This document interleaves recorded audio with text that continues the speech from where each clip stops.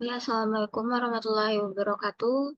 Selamat siang kepada Ibu Nalitawati SPD MPD PhD dan juga Bapak Sigi Ginanjar serta teman-teman lainnya. Pertama-tama marilah kita panjatkan puji syukur kehadirat Allah Subhanahu wa taala karena telah memberikan rahmatnya sehingga kita dapat berkumpul di ruang meeting ini. Saya Anissa Fereni Ananda selaku moderator yang akan memandu jalannya presentasi pada hari ini.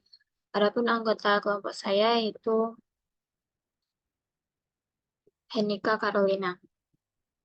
Bila tanpa berlama-lama, langsung saja kita mulai presentasinya. Tapi pembahasan pada presentasi kali ini yaitu tentang administrasi sarana dan prasarana. Untuk materi pertama akan dijelaskan oleh Henika. Pada Henika, persilakan.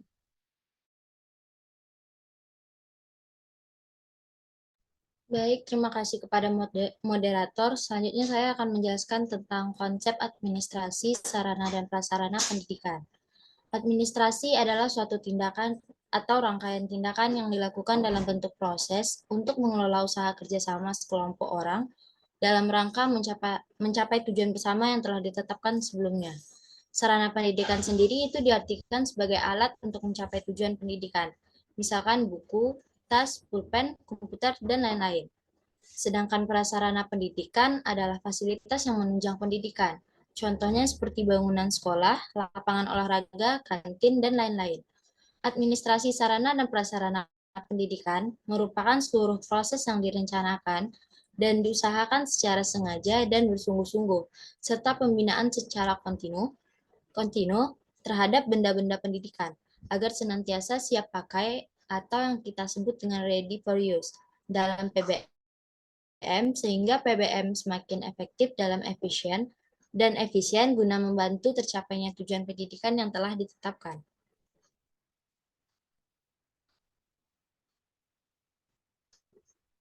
Selanjutnya itu fungsi administrasi sarana dan prasarana itu apa aja sih?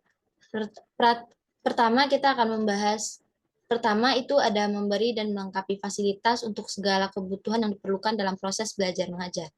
Yang kedua, mengawasi tugas peserta didik agar dapat terlaksana dengan baik dan optimal. Yang ketiga, membantu peserta didik dalam memahami materi yang disampaikan dengan menggunakan sarana dan prasarana pendidikan yang tepat dalam proses pembelajaran. Dan yang terakhir itu membina lingkungan yang kondusif.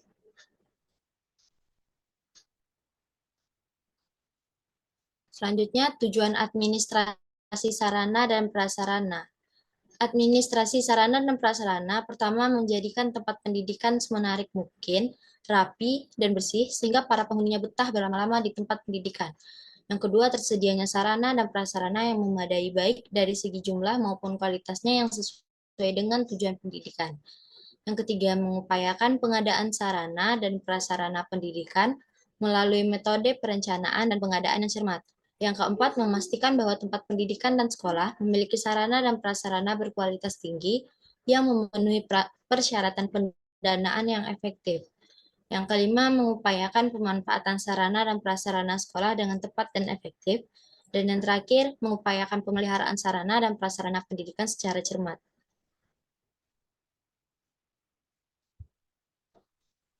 Jenis sarana dan prasarana pendidikan. Menurut Ari Kunto pada tahun 1990 dan Zoria pada tahun 2015, sarana dan prasarana pendidikan itu ada alat pembelajaran, alat peraga, dan media pembelajaran.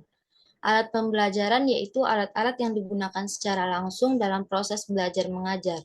Dan alat peraga merupakan semua alat bantu pendidikan dan pengajaran dapat berbentuk benda atau kegiatan. Dan terakhir media pembelajaran yaitu media apapun yang dapat digunakan untuk menyebarkan pesan dan mencapai tujuan pendidikan dianggap sebagai media pembelajaran. Yang keempat itu pembahasannya tentang prinsip-prinsip administrasi sarana prasarana. Prinsip-prinsip sarana administrasi sarana dan prasarana itu ada 5. Yang pertama, prinsip pencapaian tujuan. Manajemen perlengkapan sekolah bertujuan untuk memastikan semua fasilitas sekolah selalu dalam kondisi siap pakai. Keberhasilan manajemen ditandai dengan kesiapan fasilitas sekolah setiap saat. Yang kedua, prinsip efisiensi. Prinsip ini menekankan pada perencanaan yang hati-hati dalam pengadaan sarana dan prasarana untuk mendapatkan fasilitas berkualitas dengan harga murah. Selain itu, pemakaian fasilitas sekolah harus efisien untuk mengurangi pemborosan. Yang ketiga, prinsip administratif. Prinsip ini mengharuskan semua perilaku pengelolaan perlengkapan pendidikan di sekolah untuk selalu mematuhi undang-undang, peraturan, instruksi, dan pedoman yang berlaku. Yang keempat itu ada prinsip kejelasan tanggung jawab. Dalam organisasi pendidikan yang besar, pengorganisasian kerja pengelolaan perlengkapan sekolah sangat penting. Setiap tugas dan tanggung jawab harus dijelaskan dengan jelas kepada semua orang yang terlibat. Dan kelima itu prinsip kekohesifan. Prinsip ini menekankan pada kerjasama yang baik antara semua orang yang terlibat dan dalam pengelolaan perlengkapan, meskipun mereka memiliki tugas dan tanggung jawab masing-masing. Dengan demikian, manajemen perlengkapan pendidikan di sekolah melibatkan serangkaian prinsip yang dirancang untuk memastikan pengelolaan yang efektif dan efisien. Selanjutnya itu proses administrasi sarana dan prasarana pendidikan. Pertama itu perencanaan pengadaan barang, selanjutnya pengadaan barang, penyimpanan, inventarisasi, penyaluran, yang keempat pemeliharaan, rehabilitasi, yang kelima penghapusan, kemudian penyingkiran, dan pengendalian. Sekian dari saya kembalikan kepada moderator. Baik, terima kasih kepada Henika. Untuk penyampaian materi selanjutnya akan saya sampaikan sendiri, yaitu tentang peran guru dalam administrasi sarana prasarana. Peran guru dalam administrasi sarana prasarana dimulai dari perencanaan, pemanfaatan dan pemeliharaan, serta pengawasan penggunaan prasarana dan juga sarana. Sebagai pelaksana tugas pendidikan, guru juga mempunyai andil dalam administrasi sarana dan prasarana pendidikan. Ada 3 peran guru dalam administrasi sarana dan prasarana sekolah, yaitu yang pertama perencanaan. Guru itu terlibat dalam perencanaan pengadaan sarana dan prasarana pendidikan. Mereka dituntut untuk memikirkan sarana dan prasarana pendidikan yang dibutuhkan sekolah, supaya hal tersebut fungsional dalam menunjang kegiatan belajar mengajar. Yang kedua yaitu ada pemanfaatan dan pemeliharaan. Guru juga terlibat dalam pemanfaatan dan pemeliharaan sarana dan prasarana pendidikan. Mereka harus memastikan bahwa semua perangkat dan peralatan itu digunakan dengan cara yang paling efektif dan juga efisien. Yang ketiga yaitu ada pengawasan. Guru bertanggung jawab untuk melakukan pengawasan dalam penggunaan sarana dan prasarana oleh siswa. Ini penting untuk memastikan bahwa semua sumber daya digunakan dengan cara yang aman dan juga bertanggung jawab. Lalu materi yang selanjutnya yaitu tentang tanggung jawab kepala sekolah dan kaitan pengurusan dan prosedur sarana prasarana. Itu ada 3. Yang pertama ada perencanaan. Kepala sekolah dan stafnya menyusun daftar kebutuhan alat dan juga sarana sekolah, serta mempersiapkan perkiraan tahunan untuk pengadaannya. Lalu penyimpanan dan pendistribusian. Perlengkapan sekolah harus disimpan di tempat yang aman dari faktor-faktor perusak dan juga mudah untuk diakses. Penyimpanan harus diatur dengan baik dan inventarisasi harus dilakukan secara berkala.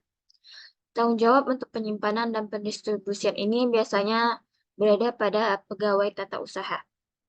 Yang terakhir ada prinsip efisiensi dan fleksibilitas. Pendistribusian peralatan dan perlengkapan pengajaran itu harus dilakukan secara efisien dan juga fleksibel, sehingga dapat disediakan sewaktu-waktunya jika diperlukan.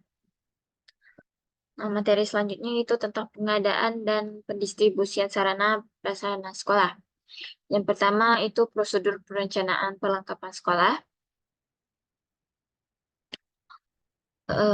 Perencanaan pengadaan perlengkapan sekolah itu melibatkan beberapa langkah, termasuk analisis kebutuhan pendidikan, survei unit sekolah, pemilihan kebutuhan utama, pengembangan spesifikasi pendidikan, perencanaan proyek, pengembangan dan penguatan tawaran atau kontrak, dan penyelesaian perlengkapan gedung. Menurut Janes itu menegaskan bahwa Perencanaan pengadaan perlengkapan pendidikan di sekolah diawali dengan menganalisis jenis pengalaman pendidikan yang diberikan di sekolah itu. Yang kedua yaitu ada pengadaan perlengkapan sekolah. Pengadaan perlengkapan pendidikan pada dasarnya merupakan upaya merealisasikan rencana pengadaan perlengkapan yang telah disusun sebelumnya. Seringkali sekolah mendapatkan bantuan sarana prasarana pendidikan dari pemerintah. Pengadaan perlengkapan sekolah itu merupakan proses yang bertujuan untuk mewujudkan rencana pengadaan perlengkapan yang telah disusun sebelumnya. Eh, Dalam konteks peningkatan mutu pendidikan berbasis sekolah atau manajemen berbasis sekolah, sekolah itu diharapkan untuk melakukan pengadaan perlengkapan secara mandiri. Ini bisa dilakukan dengan menggunakan dana bantuan pemerintah atau dana sekolah sendiri. Yang ketiga itu ada pendistribusian sarana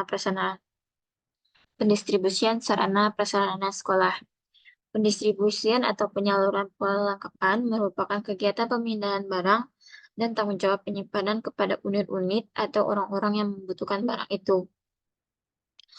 Oke, sekian saja penyampaian materi dari kelompok 6.